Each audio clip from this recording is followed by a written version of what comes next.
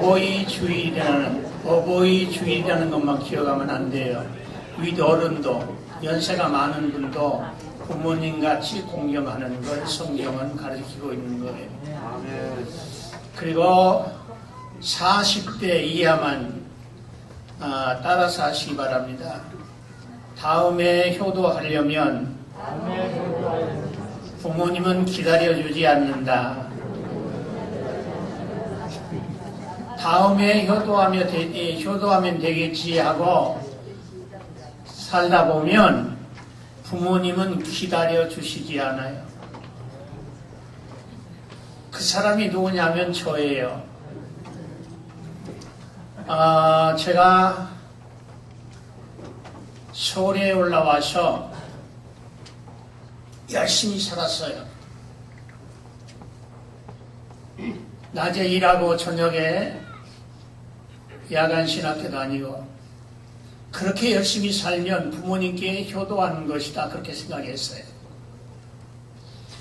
그래서 여기 신설동에 가면 거기에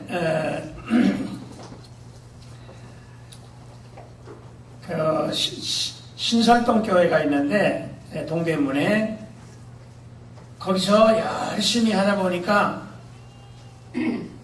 11월 달이 됐는데 내가 교사를 했거든요.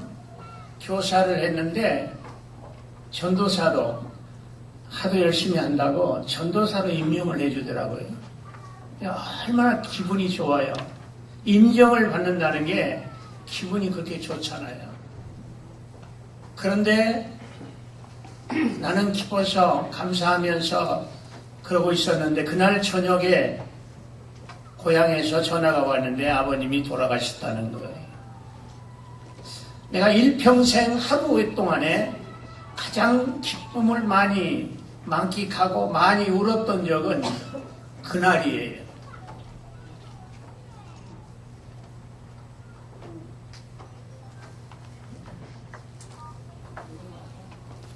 여러분도 그런 경험을 하지만은 텔레비를 보면서 제일 좋은 건 뭐냐면 여행이에요. 여행. 전 세계를 보여주는 여행 보여주는 게 참 좋아요. 근데 어제 중국을 보여주는데요. 81살 잡순 아들이 156 잡순 아버님에게 하는 말이 우리 아버지는 지금도 역시 우리들을 위해서 사셔요. 그러니까 아들은 건강이 약하고 아버지는 건강이 좋더라고요. 말씀하는 것도 들으니까. 내가 뭘 깨달았느냐면 역시 부모님이다. 역시 부모님의 마음이다. 그리고 하나님이 주신 창세기 1장에 하나님이 주신 우리 선물이 있잖아요. 그게 뭐냐면 물과 공기와 이런 햇빛인데 역시 그 산골짜기에 사는 분들이 장수하시는구나. 그런 걸 다시 한번 깨달았어요.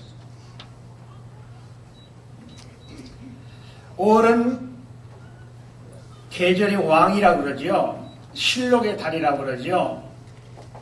5월이 오면 어버이날을 성대하게 지키지요. 어버이날이 되면 어버이가 생존에 계시는 자손은 붉은 카네이션을 가슴에 담니다. 어버이가 하늘나라 간 자손은 흰 카네이션을 달아 어머님의 은혜와 사랑과 희생적인 남의 보살핌에 감사를 드리는 아름다운 계절입니다.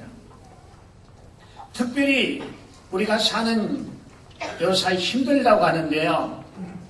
그래도 감사한 게 있어요.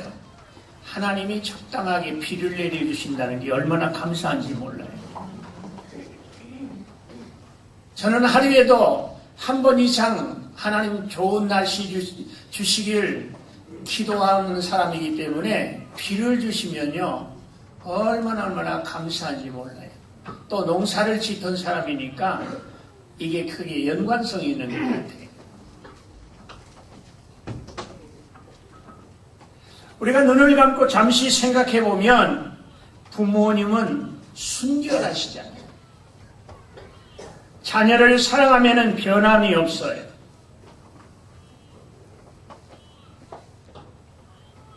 항상 인자하시고 가정의 행복을 위해 수고하시고 열심히 땀과 눈물로 노력하셨던 것을 잊을 수가 없죠. 그래서 우리가 지키는 어버이 주일은 뜻깊은 주일입니다. 먼저 어버이를 만족하게 하라는 중요 사상이 왜 귀합니까? 이것이 가정의 질서와 행복의 기초가 되기 때문에 그렇습니다. 하나님이 만든 제도가 많습니다마는 하나님이 직접 세우신 조직이 있는데 그게 뭐냐면 교회예요. 그러니까 여행을 할 때에 교회를 보면 그렇게 기쁨이 생기고 저 교회를 지키기까지 얼마나 많은 분들이 기도하고 수고했을까. 이 앞에 개척교회가 하나 세워졌거든요. 그래서 그 주인이 그래요. 우리 새벽 기도를 나오니까 목사님 미안해요. 부두기에서 개척교회를 줬는데 그래서 내가 하는 말이 아니에요. 교회가 그렇게 섰다는 것은 교회가 세워졌다는 것은 얼마나 기도 많이 하고 또 그 교회를 통해서 믿는 사람이 많아질 건데 감사한 일이죠. 아멘. 교회가 많다는 건 감사한 일이에요. 여러분 세계 여행을 해보면 우리 한국의 인천공항에 딱 이렇게 와서 김포공항쯤 이르르면 종탑이 빨간 십자가 불이 한국만큼 많은 데가 없어요. 이게 감사한 일이에요. 그뿐만 아니라 가정, 우리가 교회도 잘 지켜야지만은 가정도 잘 지켜야 해요. 아멘. 5월은 가정의 달이잖아요. 가정 잘 지켜야 해요. 그리고 나라 잘 지켜야 해요. 우리나라 만세, 하나님이 보호하사 우리나라 만세. 선진국은요, 하나님이 나라를 지키신다는 그런 다해국가가 있습니다.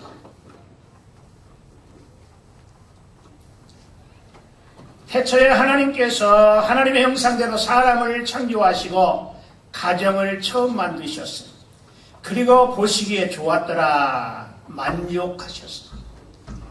여러분 창세기 1장에 보면 좋았더라 하나님 보시기에 만족했더라, 좋았더라 7번이 거기에 쓰여 있어요. 그런 거로 가정이 행복해야 교회도 국가도 번영이 되는 거예요. 가정이 첫째예요. 그리고 부모를 만족해 하는 것은 윤리와 도덕이 기초가 되기 때문에 그래요. 사람이 태어나서 제일 먼저 맺는 인간관계가 바로 부모님과 자녀 사이예요. 여러분 보십시오. 정치하는 분들이 이렇게 한참 이렇게 연설을 하다가 아이 하나, 예쁜 아이 하나 있으면 어떡합니까? 그 아이를 낳았잖아요. 그 아이를 낳는다는 게 그게 그만큼 홍보가 제일 잘 된다는 거예요.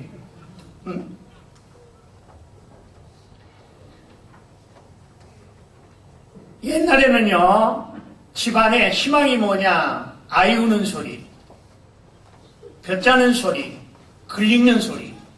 이 세 가지 소리가 나야만이 그 집안이 희망이 있는 거예요. 우리가 성경에서 내 부모를 공경하라고 하는 것은 나를 낳아준 부모만을 공경하라는 것이 아니에요. 연세 많은 분들 공경하는 것, 그것도 복받는 길이에요. 사회성이 좋으면 성공하는 데 좋아요. 사회성이 좋으면. 그래서 우리가 집안에서 부모님 잘 공경하고 교회에서 어른들 잘 공경하고 직장에 나가서 어른들 잘 공경하면 반드시 그 사람은 복을 받게 되어 있어요. 디모데전서 5장 1절에 보면 늙은이를 꾸짖지 말고 고나되 아비에게 하듯하며 젊은이를 형제에게 하듯하고 늙은 여자를 어미에게 하듯하며 젊은 여자를 일절 깨끗함으로 자매에게 하듯하라. 그러기에 부모를 공경하라는 것은 내 아버지 어머니만 공경하라는 게 아니라 직장이나 학교에서나 사회에서나 교회에서나 이렇게 모든 어른들에게 이렇게 잘 공경하라는 뜻이에요. 공경하되 순종하되 복종하되 단마음으로, 단마음이란 말은 기쁜 마음으로 하라 그 말이에요. 기쁜 마음.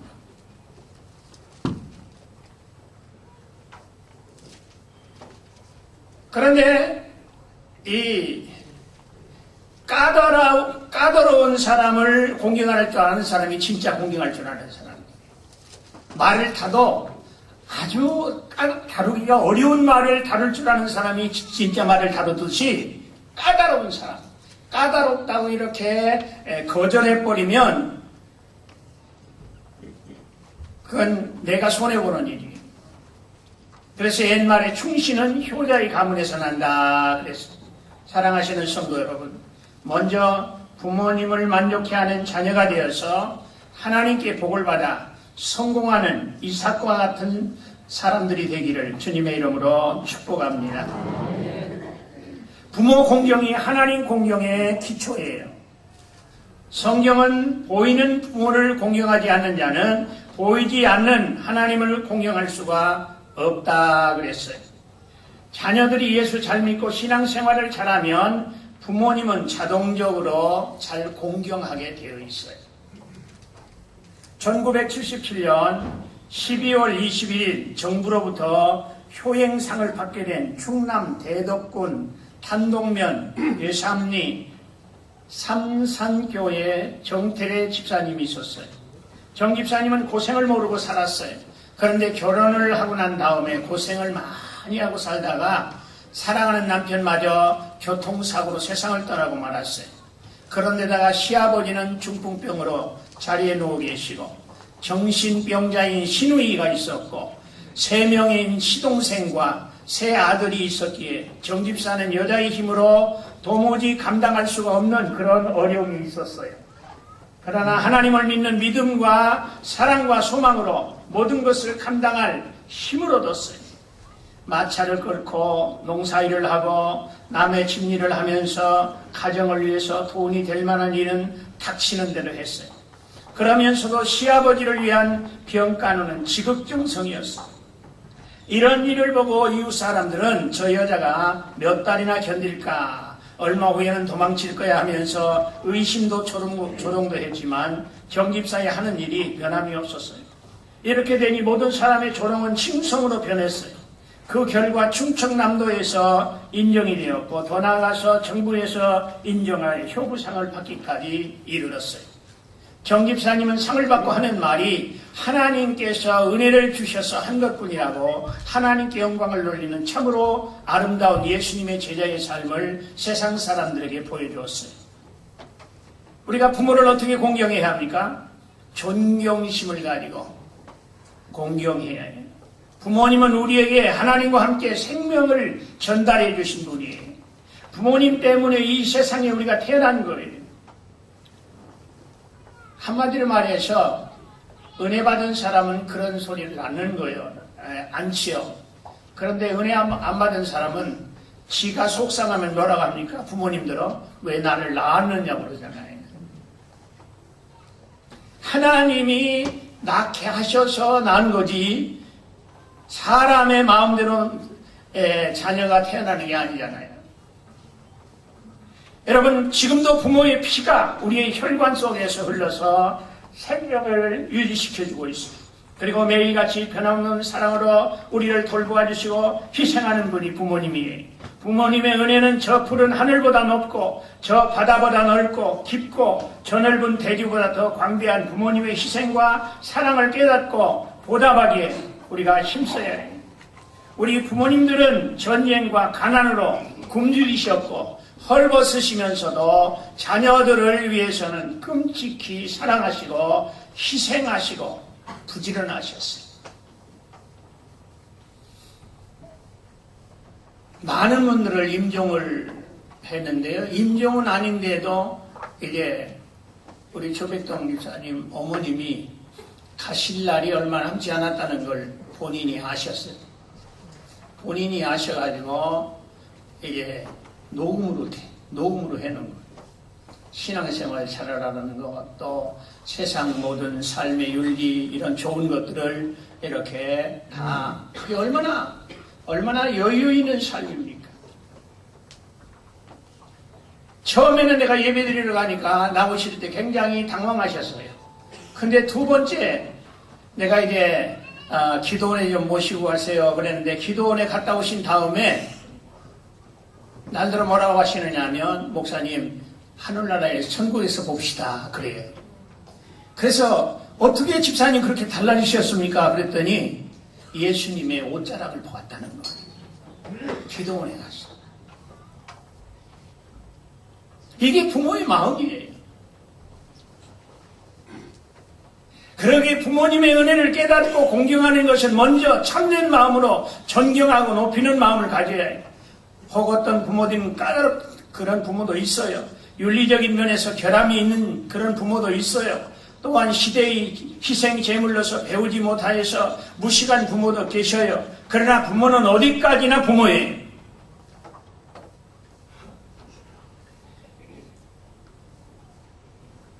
존경할 만한 가치가 없는 부모일지라도 나를 공부를 많이 시켜주지 못하고 호강시켜주지 못한 부모일지라도 주 안에서 우리는 효도하는 것이 우리의 마땅한 삶입니다. 구약시대에 아주 대조적인 두 인물이 있지요. 한 사람은 요셉이고 한 사람은 압살롬이에요. 이름도 잘 지어야지 해필이면 왜 압살롬이라고 했습니까? 요셉은 항상 부모님을 기쁘시게 하는 모범적인 삶을 살았어요.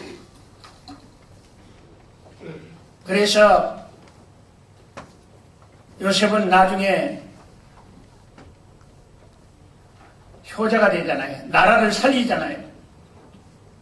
그런데 이 압살롬은 아버지가 왕이니까 아버지가 다윗 왕이니까 얼마나 호강했겠습니까?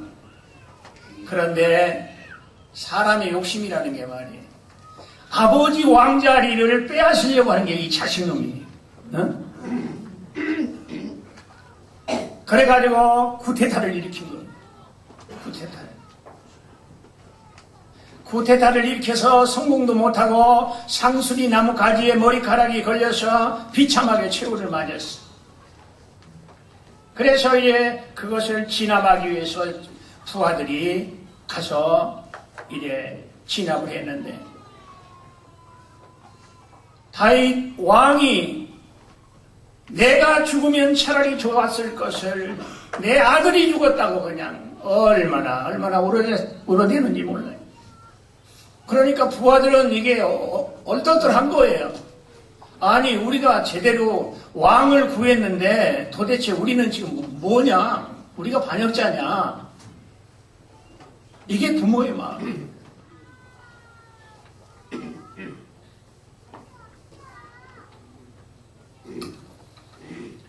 두 번째로 왜 부모를 공경해야 합니까?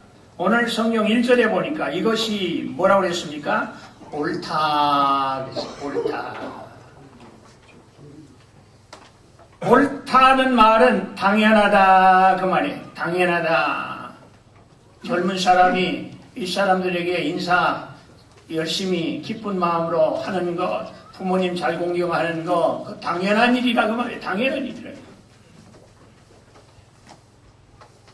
세상이 살기가 옛날보다 좋아졌음에도 불구하고 얼마나 윤리와 도덕이 땅에 떨어졌으면 요새는 고등학교 학생들이 중학교 학생들이 담배를 자기들끼리 5명, 6명 이렇게 모여서 담배를 펴도 그것을 말릴 재간이 없어요. 무서워서. 망신당할까 봐서 말릴 재간이 없는 거예요. 마땅하고 당연한 일들이 안 되는 거예요. 그래야 복을 받는다는 거예요. 부모는 시대에 동떨어지고 구세대라 해서 무시될 수 있는 존재가 아니에요. 옛말에 부모보다 더 나은 자식이 없다고 그랬어요. 옛날에는요, 우리 아버님들이 하고 이렇게 들어오시면, 기침 한번 하고 들어오시면 고양이 앞에 쥐들이 다 이렇게 긴장하듯이 자녀들은 다 그렇게 살았어요. 그게 질서가 있었어요.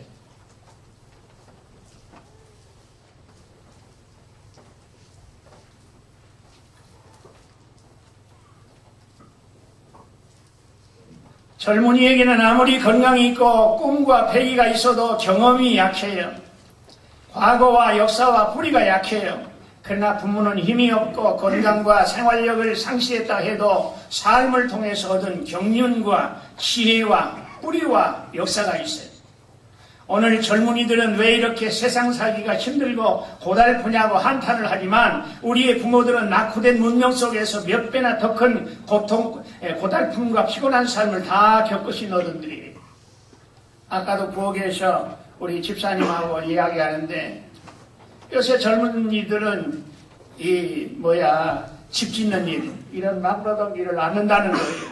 그걸 다 외국인들이 와서 돈을 다 가져간다는 거예요. 막노동을 하다가 공부를 하면서 이렇게 차고 올라가면 될 거 아니에요. 계속 일평생 막노동만 하라는 게 아니고 막노동하면서 공부하면서 이렇게 해서 올라가면 될 거 아니에요. 그러니까 아예 중소기업은 뭐라고 그래요? 돈을 줄 테니까, 돈을 더 줄 테니까, 이렇게 몇백을 줄 테니까 일하십시오 해도 중소기업은 또 안 간다는 거예요. 왜? 자존심 때문에 안 가는 거예요. 여러분, 진흙과 같은 전쟁 6.25 속에서도 일본의 압박 속에서도 굶주림과 허기짐 속에서도 보리방아 찧어서 잡수시며 살아왔고 어둡고 희미한 등잔들 밑에서 길쌈을 해가면서 먼 길을 여러 시간 걸으면서 이미 오늘 우리들이 겪은 수십 배의 고난을 감수하면서 살아오신 분들이에요. 아마 여기에 연세 잡순 60세 이상 된 분들은 기름으로 이 호롱불을 떼신 분도 있지요. 그렇죠? 기름으로 뗐어요. 기름. 그러고 이렇게 고구마를 이 방에다가 이렇게 썩지 않도록 해놨는데 그것을 그냥 쥐가 와서 그러니까 쥐하고 같이 잤어요. 쥐하고 같이 잤어요.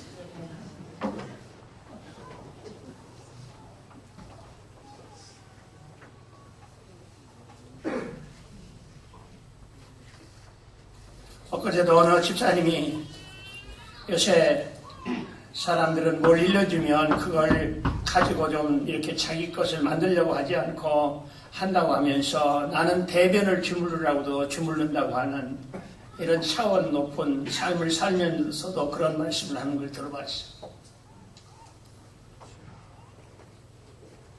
옛날 조선이 청나라부터 지배를 받고 살 때 중국의 황제가 사신을 보내면서 무리한 요구를 해왔습니다. 그 요구는 채로 새끼를 꼬아 오라는 요구였습니다. 무슨 재주로 다 타버린 채로 새끼를 꼬아 보냅니까?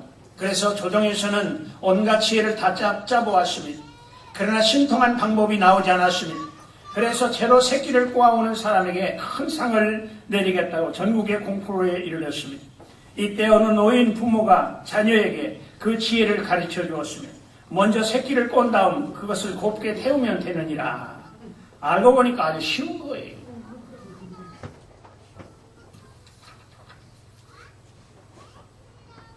세 번째로 어떻게 부모를 공경해야 합니까? 자녀가 부모를 공경하는 방법인데요.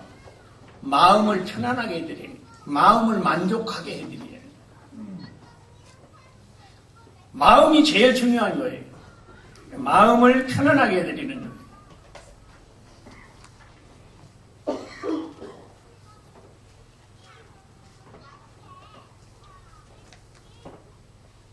우리 젊은 젊은 분들은 물으세요, 물어. 시장에 가려고 그러는데 어머님 뭐가 필요하세요? 아버님 시장에 가려고 그러는데 뭐가 필요하세요? 묻기만 하면 간단하잖아요.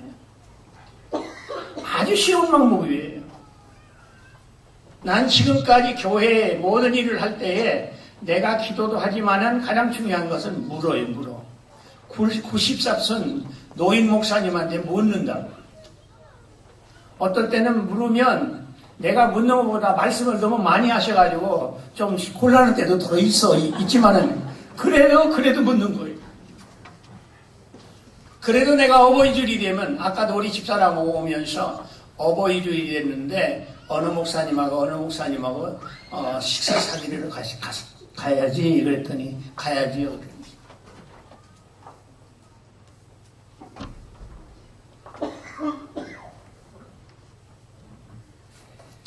요셉은요 12아들 중에 부모님하고 대화를 많이 한 대화예요. 청와대 앞쪽에 있는 동네를 효자동이라고 합니다. 그 동네에 노인 한 분이 살고 있었습니다. 노인이 손자를 데리고 주무시다가 실수로 아이를 이불 밑에 깔아 죽이는 사고가 일어났습니다. 며느리가 이것을 알고 시아버님께서 상심하실까봐 죽은 아이를 안고 남편에게로 갔습니다. 남편은 죽은 아이를 안고 아버지의 마음을 상심케한 불효자라고 죽은 아이의 뺨을 한 대 때려쳤습니다. 그랬더니 죽은 아이가 뺨을 얻어맞고 살아났다고 합니다.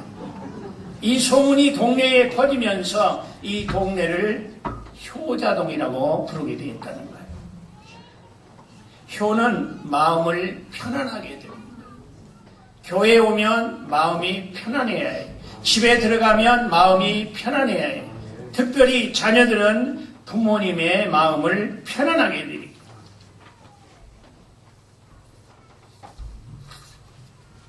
그 다음에 궁금증을 풀어드려야 해요.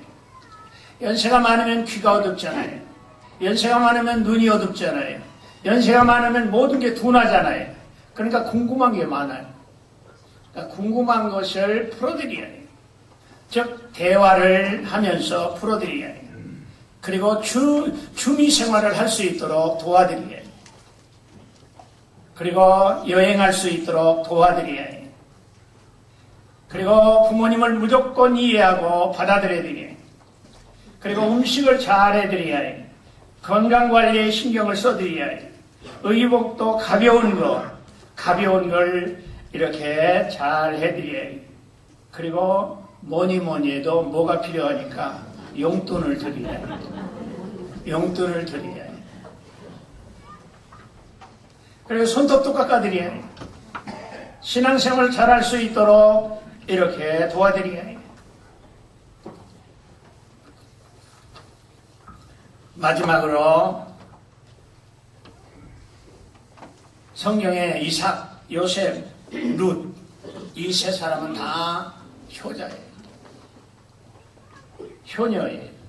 특별히 나는 룻기서를 읽을 때마다 이렇게 룻이 효부 중에 효부예요. 이삭을 줘가면서 부모님을, 시어머니를 잘 공경한다. 그건 아무나 하는 게 아니에요. 시어머니가 친정에 가서 시집가라고 그랬잖아요. 시집가라고 해서 시집 갔으면 되잖아요. 그런데 룻은 그러지 않았어요. 그렇게 한 결과 하나님께서 좋은 남편 주시고, 그 다음 좋은 자녀 주시고, 좋은 가문에 이제 영광의 자리에 들어간 걸 믿으시기 바랍니다.